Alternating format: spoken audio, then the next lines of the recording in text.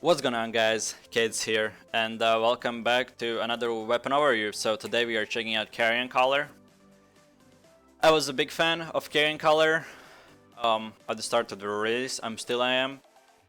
One of the good things about CARRION CALLER is the pierce that, in my opinion, is really good and powerful. So yeah, today we are checking out CARRION CALLER. So basically, one of the first things are the soldier helmet. So basically, I always almost put in every melee weapon overview, I always put Alien Hood, yes. In my opinion, Alien Hood just makes everything better. But in this case, I will not put it as a build. You can still mix and match with Hellion, because the best thing is that it removes a defensive ability that can be either way defensive or offensive. So Hellion, in my opinion, is always will be better for any helmet, because the thing that he does is does the smoke bomb that can be defensive for him and can be as well offensive when he plays it right. And so basically I always would put Alien Hood, as well. It just looks too good, but that's not the thing. Alien Hood, in my opinion, the best thing for melees, and I would always use it. Not too many of them, of course, so that's depending on the team. That's why I always have 2 helmets or 2 chest pieces or whatever. Of course, not always you just have the build and every team will like that, because there's specific team comps. If you have 5 Alien Hoods, that will just be too much. Or if you don't have any, maybe you will be lacking in something, so you don't ever want to be lacking anything and having too much anything. So that's why 2 helmets are always a good thing. And of course we go with soldier's helmet, we go for toughness, because increased CC duration we don't really need. So assassin's jacket. We go with Inferno Shield. In my opinion, you don't need ambush, so we go with Inferno Shield. I have seen also using ambush people, so they ambush and then they do the pierce, or like the deadly chop. The deadly chop is like it pierces as well as, so basically release heavy attack, damaging the target by 557 and reducing their resistance. So that's basically some kind of pierce. But if the target is low, you can either sometimes even one-shot them. So that's why sometimes people use the ambush. They go out of ambush and they do the deadly chop. So that is as well viable. And I have seen a lot of times it's really good. Just people doing their thing, going. The CARRION CALLER goes out of ambush and does huge damage to the healer or whatever cloth user he sees. So basically, I'll also demonstrate that.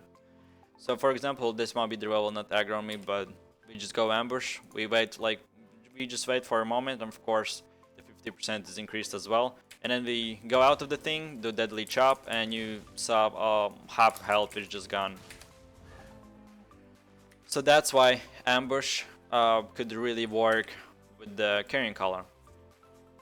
So then we go with royal shoes. Always go with the balanced mind, and then go with the jump, of course. My opinion, jump is the best thing ever. Then for CARRION CALLER, everything is first Q. That's one of the things I like about the CARRION CALLER. You don't need to level up anything. There are a few weapons that do this, that you don't need to level up anything. You can just start from the start, and right away you have all the abilities. So we go with the first Q, that is rendering strike. So basically it deals 193 damage, as well it applies bleeding and reduces healing gain by 10% and stacks up 3 times. So CARRION CALLERs are big thing for heal reducing. Then we go with deadly chop, that, like I said, is a big damage with reducing their resistance, so like a curse beam. And then we go for Morgana Raven, that deals of course damage, applies bleeding to them, and whoever has hit this thing, the target strive healing is reduced by 35%. So basically almost every single thing reduces either way reduces magic resistance or reduces healing.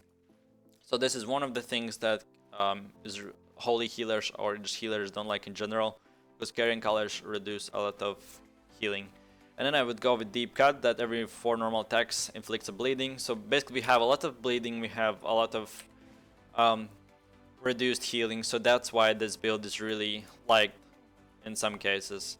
So yeah, the normal thing is like usually we go with ambush, then we go with the normal chop. As well, this Morgana Raven is good. It's like AoE ability. Whenever someone is clumped up, you can just do extra damage to them. And yeah, in my opinion, I really like both Carrion and Glaive, like you saw in previous weapon overview. Both them, in my opinion, are really good. Just Glaive has that extra range and high damage, and Carrion Caller as well has really high damage, but it has that reduced healing to counter some healers and to do massive amount of damage.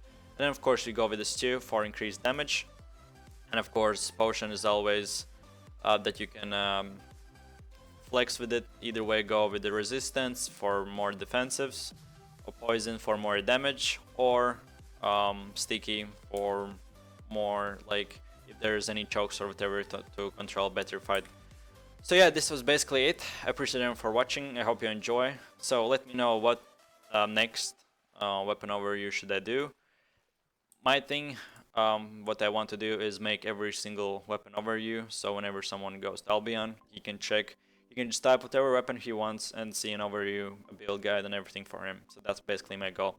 So if you like this type of idea, click like. If you have any questions or anything like that, put them in the comment section down below, and see you guys tomorrow. Peace.